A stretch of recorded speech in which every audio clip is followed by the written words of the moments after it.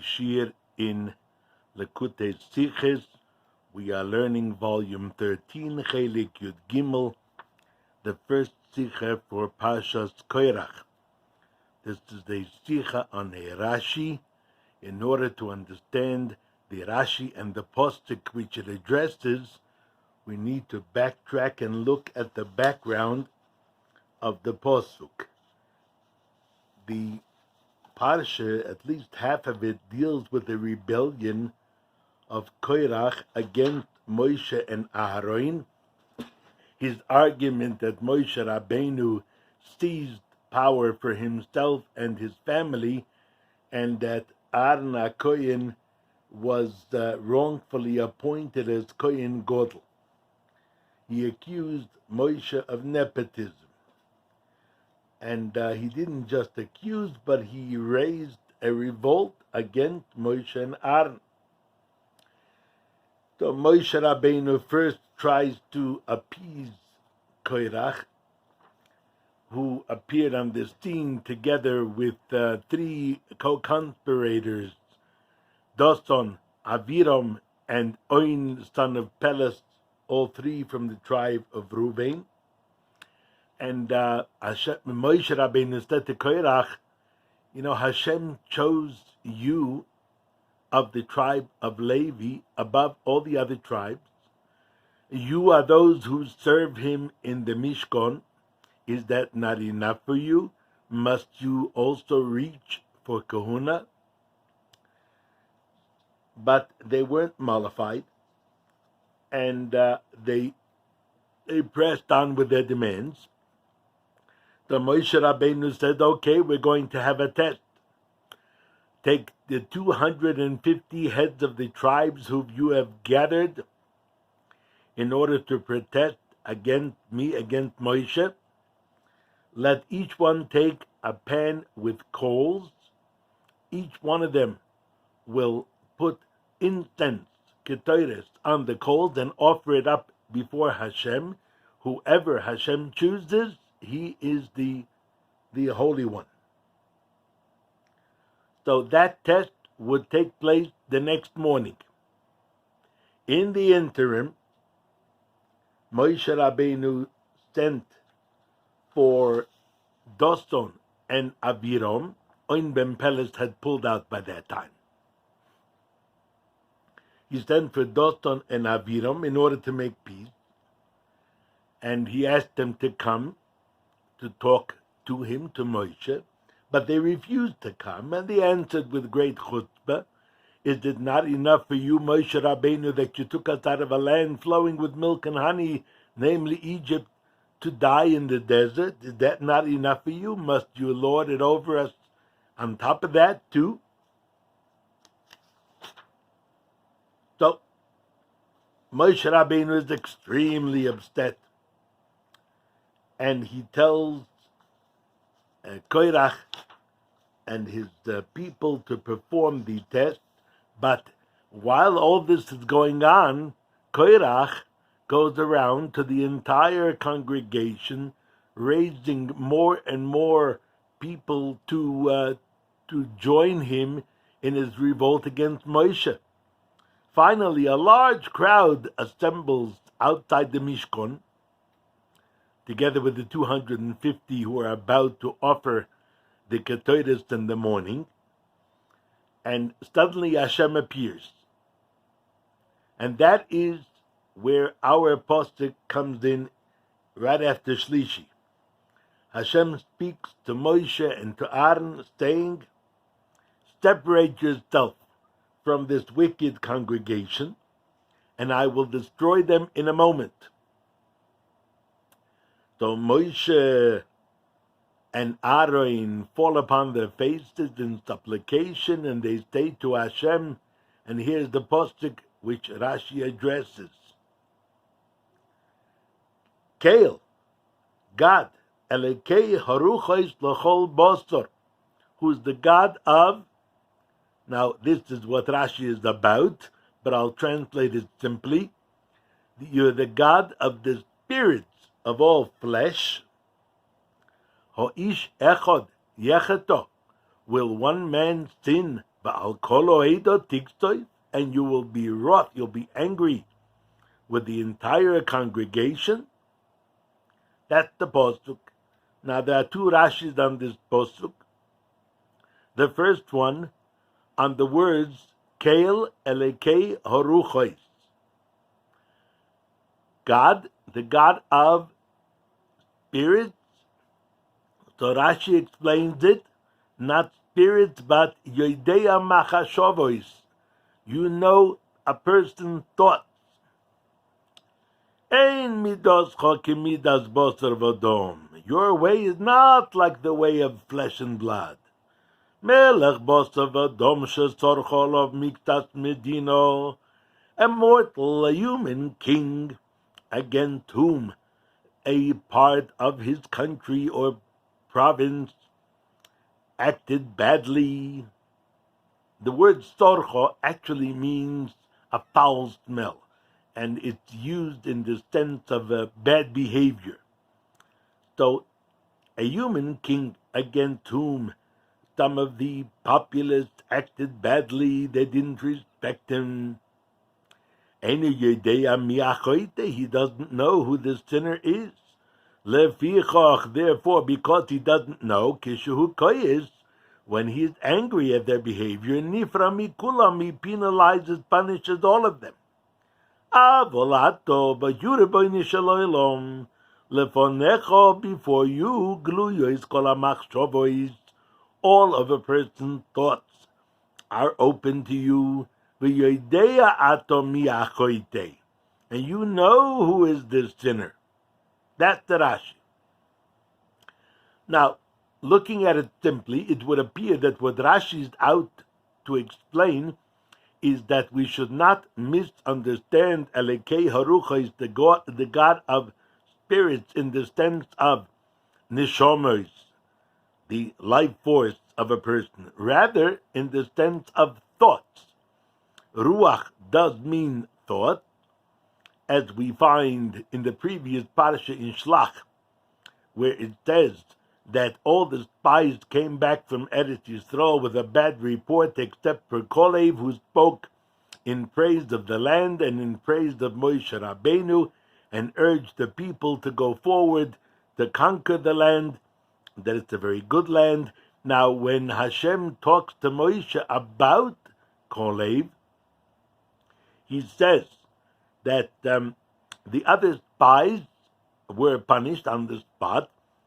Kolev, because he had a ruach acheres, a different what? A different neshama? No, a different thought, a different idea from the rest of them. He will proceed to Eretz Yisrael, and he and his children would inherit the land. So we see that the term ruach also has the meaning of thought. That's what Rashi wants to tell us, that over here, Lekei Aruchos, the God of Ruchos, doesn't mean the God of Neshomas, but the God of thoughts, who knows the thoughts of all. How does Rashi know that this is the meaning here? Because the rest of the flow of the postuk, will one man sin and you will be angry at the whole congregation? That's the rest of the postuk. That flow only works if we understand the term ruchos as thoughts. That you, Hashem, know everybody's thoughts. So you know who sinned against you and who didn't. Therefore, you should not punish the entire congregation, only those who sinned. But if we're going to say that Elekei Aruchos means the God of all souls, from whom all souls issue forth from, so what's it got to do with the rest of the postuk? One person sins and be angry at all the others. In what sense is he saying that? The Rebbe brings from the Ibn Ezra and the Ramban. The Ibn Ezra says that the term Kel over here means the one who is powerful. He has the ability to wipe them all out at once. And Elekei Haruchos, the God of all spirits, means that all of life, everybody's spirit, everybody's soul is in his hands, and therefore, if he would want, he could wipe them all out together.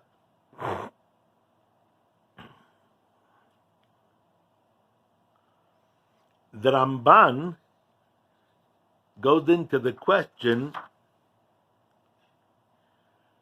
of why, in fact, was there a subsequent Magefo, a plague, upon the rest of Klal Yisrael, and 14,000 people died.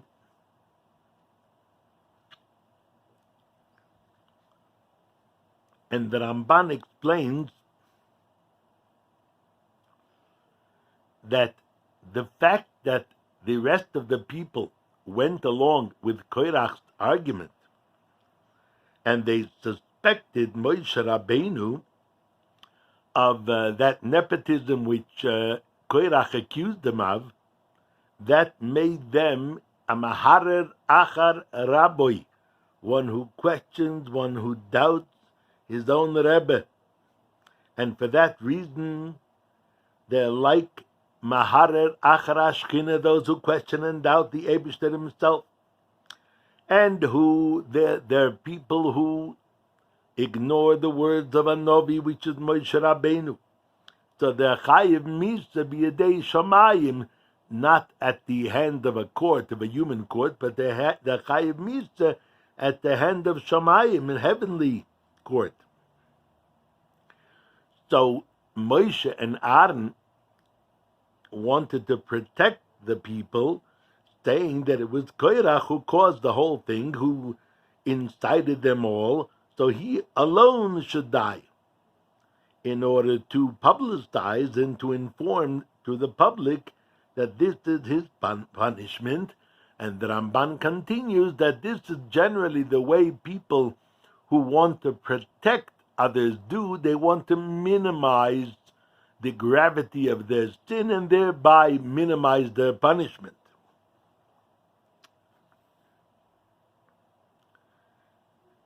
The Ramban goes on with a comparison to the story of David HaMelech when there was a plague of among Klal Yisrael after David HaMelech counted them. At any rate, back to Rashi.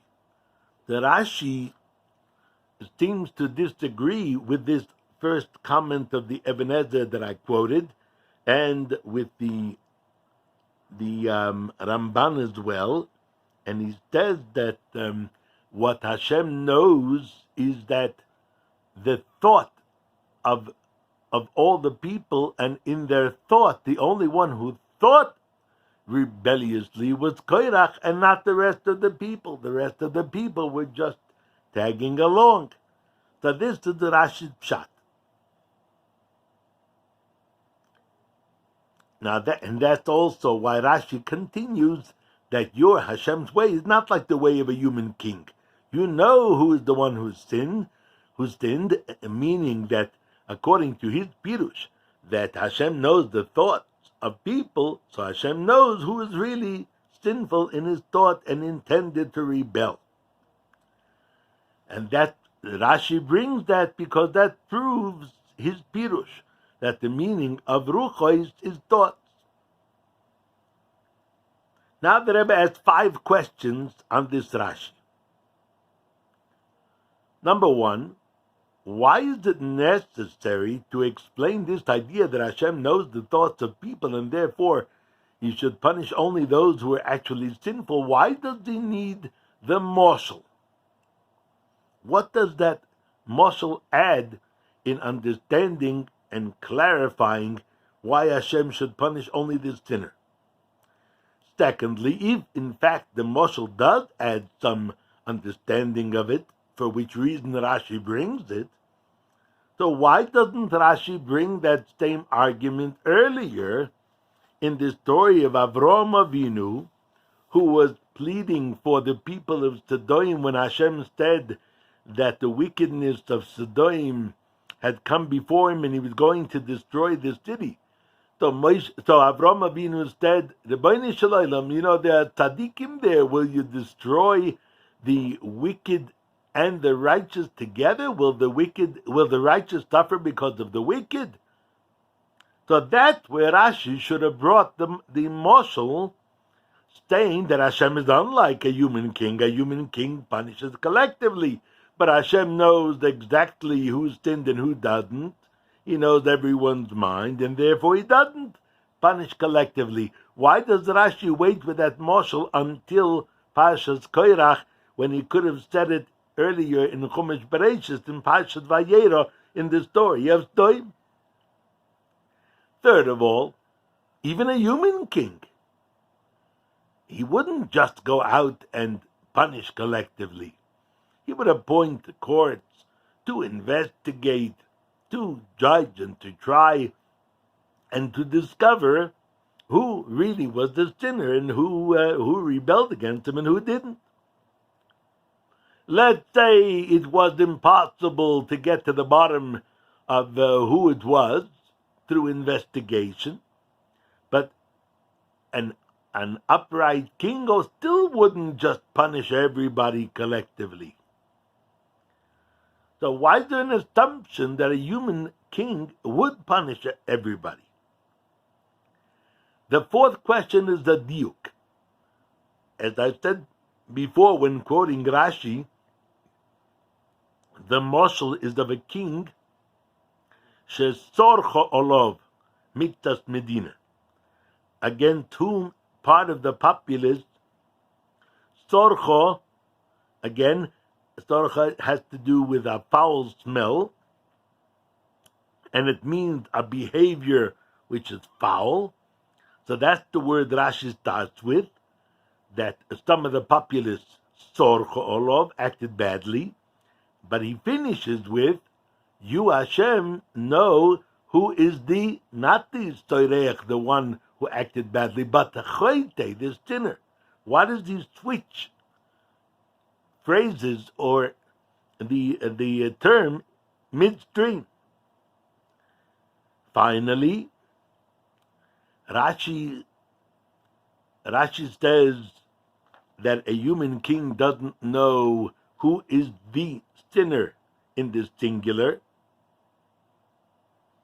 Unlike what he starts with is the moshel of a human king who has some of the populace, stoireach, sorcha olov, who acted badly against him. So it wasn't one person, it was miktas medina, some of the populace.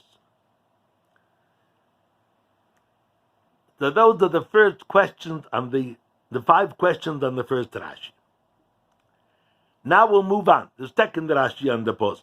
Rashi cites the word ho'ish echad, one man, and he explains, hu achoite, the one man, that is the sinner. Va'ato, and you, Hashem, al kol oeda tiktef, will you be angry at the whole congregation? Omar HaKadosh Baruch Hu, Hashem said to Moshe, Yofa Omarto, you've spoken well. Ani Yodeya, I know. Umaydiya, I will make known. Mi choto, mi loy choto, who sinned and who did not. That's the Rashi. So here too, the Rebbe asked 5 questions. First of all, what did Rashi explain more than the posuk by saying ho'ish echad? Yechta means ho'ish echad, the one man who achoite is the sinner. Seems to be the same as what the posuk says. And then Rashi adds, Va'ato, and you, Hashem, will be angry at the whole populace, at the whole congregation. That's what the posuk is saying. What is Rashi adding? Second of all, if Rashi intends to explain the following words in the posuk, al kol ho'eda tiktoiv, then those words should have been part of the Rashi's citation from the posuk. Remember, Rashi comments only on the 2 words ho'ish echad. That's all he brings.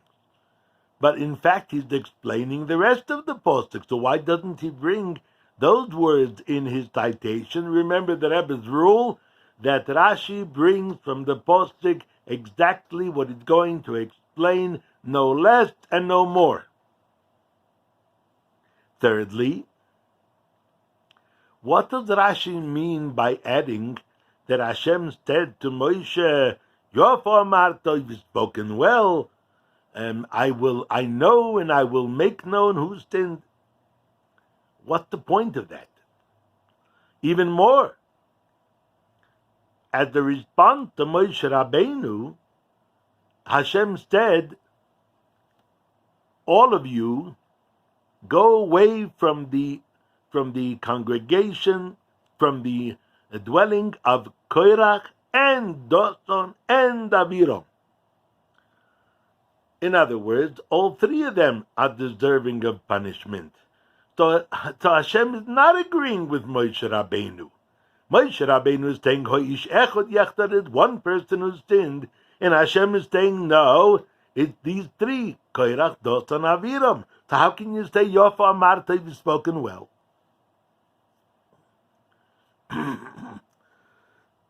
Finally, when Rashi says that Hashem said to Moshe, you've spoken well, I know and I will make known who sinned. So what's the point of I know? It would seem that it's only that Hashem will make known who sinned, and by telling everybody to go away and having those three and their families destroyed in that earth-swallowing punishment. Not only that, Rashi adds these words. His source is in Medrash Tanchume and in Bamidbar Rabbah, but there it doesn't say those words. Rashi adds them. So those are the 5 questions on the second Rashi. So we have 5 questions on the first, 5 questions on the second, and they are specific questions. But now the Rebbe asks a general question on the whole idea.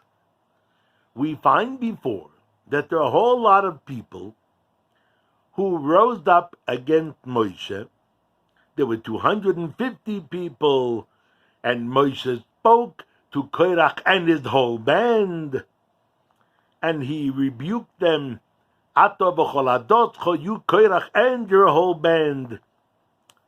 And Rashi says that it was already the 4th sin, Stirchoin Revi, that Klal Yisrael had committed. There was Egel, there was Meraglim, despised, when the people rejected Hashem's wish that they enter Eretz Yisrael, and they said we're going to die, and at the hand of all these giants that we're going to face when we try to take over Eretz Yisrael. So we wish we never left Mitzrayim. That was the second sin. Then there was the Misoininim, those who complained about the Mon. This was already the 4th sin that they were involved with, and that's why Moshe Rabbeinu was so crestfallen, he didn't know what to do. Unlike in the other situations where he acted decisively, for example, in the case of the Egel, he breaks the luchas, he come down from the mountains, he put people on trial for those who served the Egel. So he acted very decisively. Why here was he suddenly weak? And Rashi explained that because this was their public 4th sin, Stirchoin Revi. This was their 4th bad behavior. So it's clear from the whole context that it's not only one person who sinned, it's a whole lot. So why is Moshe Rabbeinu saying, Ho'ish echod yecheto, it is but one man who sinned? So the Rebbe begins to explain.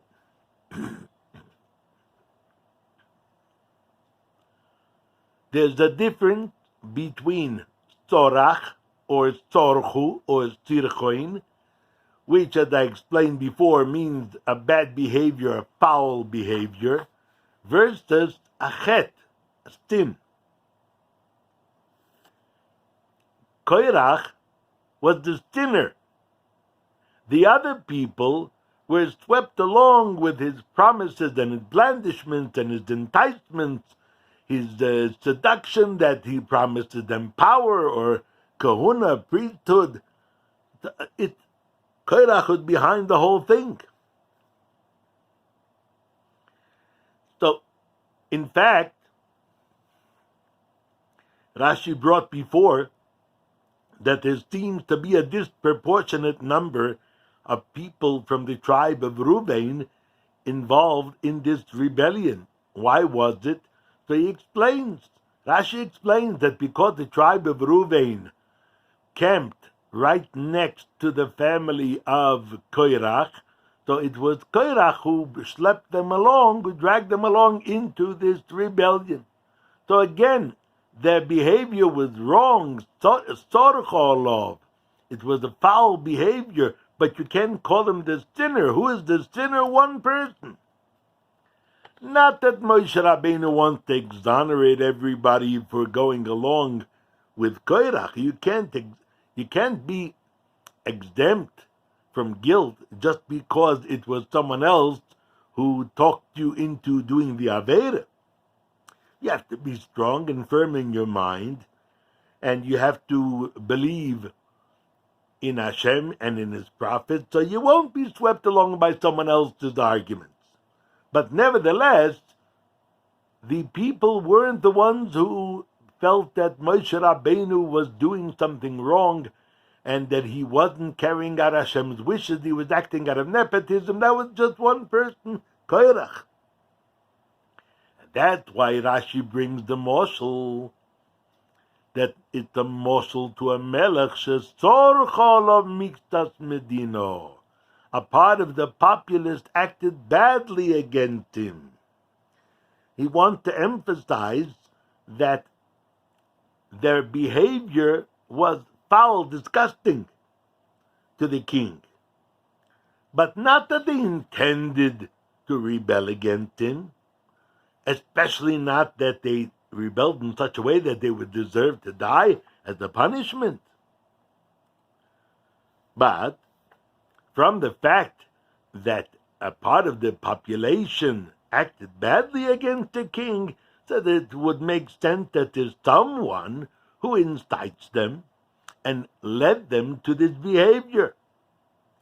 And that person is the choite, he's the sinner.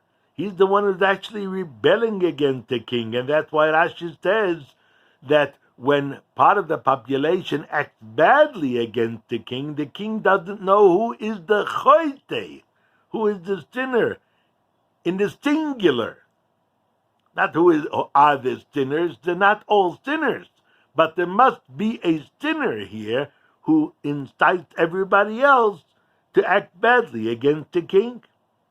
But the people, the rest of the populace, they're not choitim, they're not sinners, but sorcholov. They acted badly.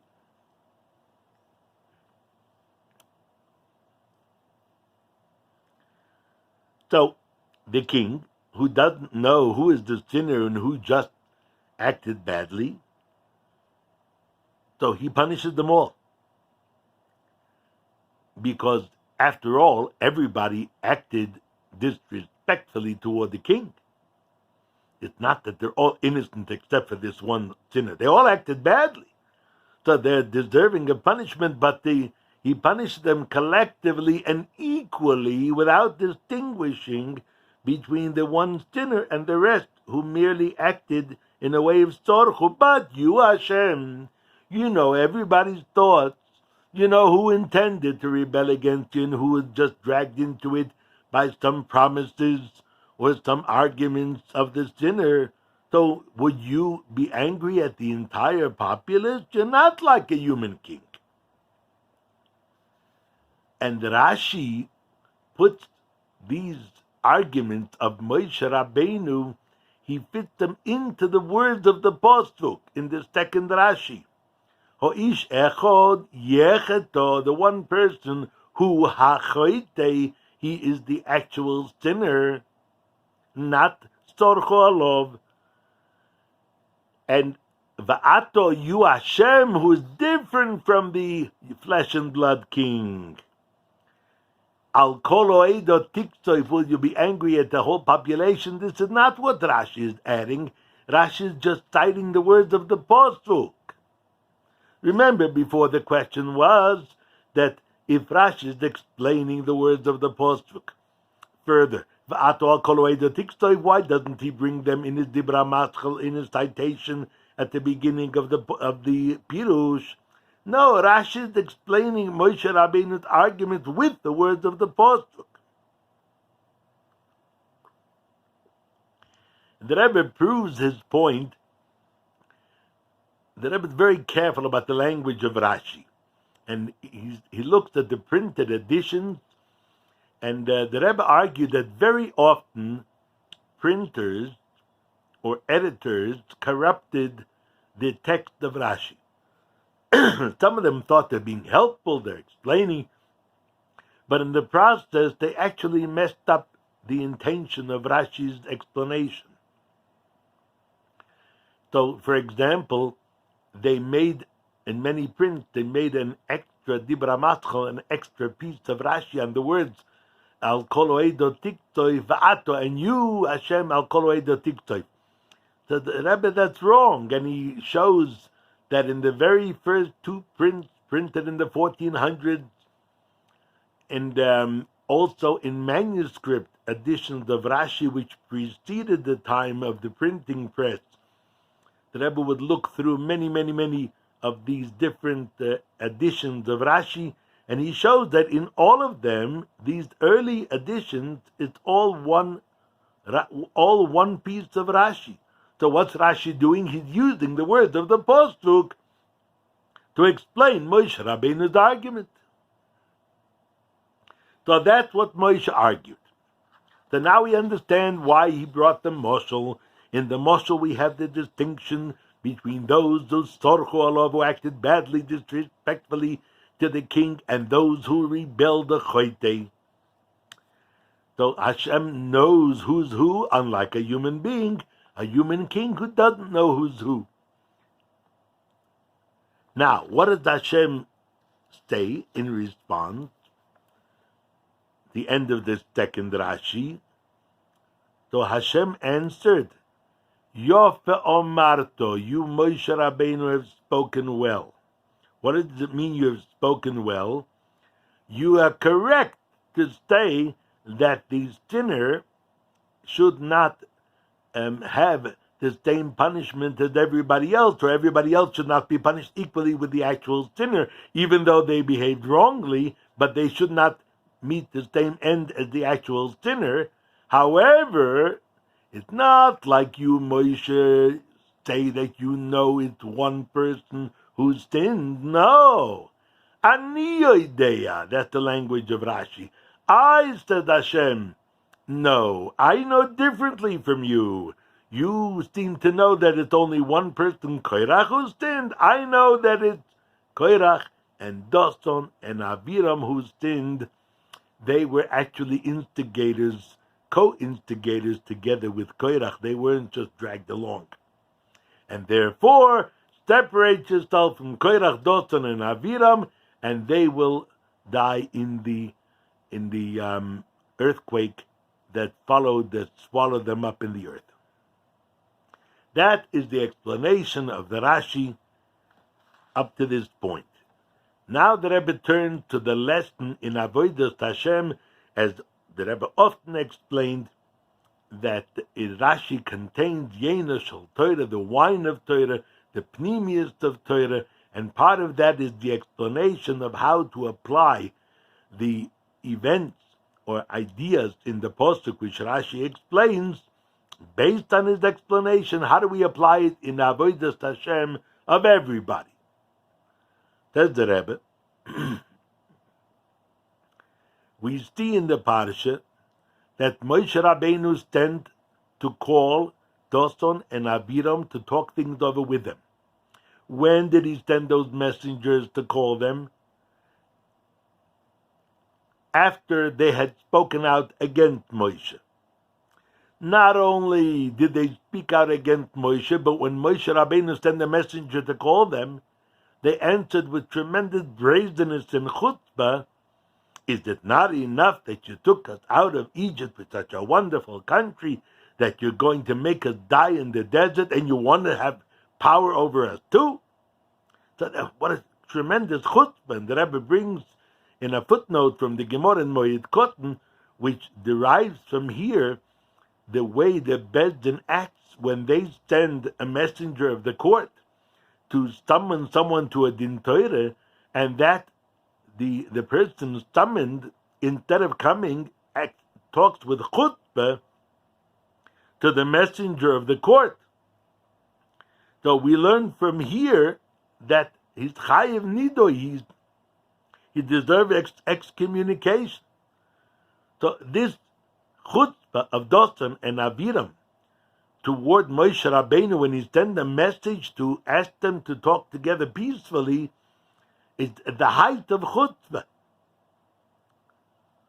And that indicates that they were participating in this rebellion, not because they were dragged along by Korach, but because they were the choitim too. They were the sinners. After all that, Moshe Rabbeinu still judges them favorably, and he uses every possible loophole to exonerate them, saying that there's just one sinner, that's Korach, and that even they, Dosan and Aviram, were also dragged along by Korach's incitements.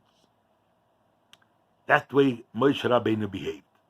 Now, each one of us has an element of Moshe Rabbeinu within us, because Moshe Rabbeinu, as the Alter Rebbe explains in Tanya Perek Mem Beis, is one of the shepherds of Klal Yisrael, and the shepherd means he feeds, he nourishes the flock, and likewise a spiritual shepherd nourishes the soul of each Jew, and there's a Moshe in each of us, and therefore we ought to behave that way toward our fellow Yid, that even when he does the most egregious things, and there's mamish no way it seems to find favor for him, to judge him favorably, even then we must look and search until we're able to find some good about him,